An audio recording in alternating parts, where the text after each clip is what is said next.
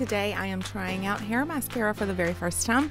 Be sure to stay tuned after the 5-second credits to see what my hair looked like a few minutes later after everything had dried. I'm starting with black.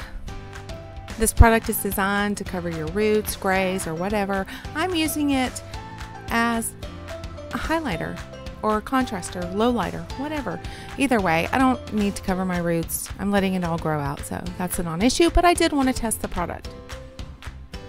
Took me a minute to figure out. It dries in 1 minute.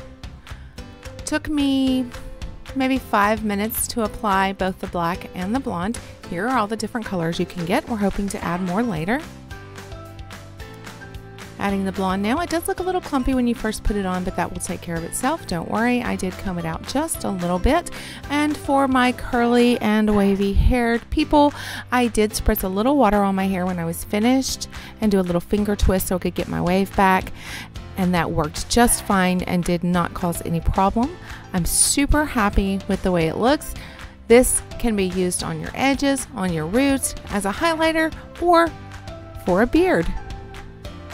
Don't forget to stay tuned for those after photos. Go ahead and hit subscribe so you can see updates on this product. Here's what it looked like after. Next photo is horrible, but you can see my hair. All right, you can get yours at LROSE.BIZ. Cindy Moore.